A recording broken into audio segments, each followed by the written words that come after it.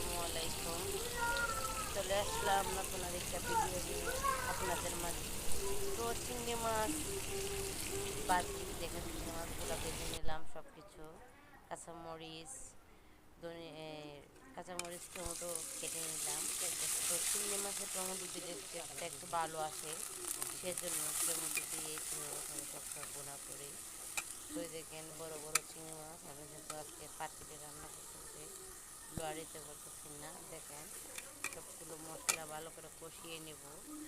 এখানে আমি একটু লবণ দিয়ে দিলাম পেঁয়াজ রসুনের সাথে। টমেটোগুলো দেখছেন কীভাবে মজে গেছে।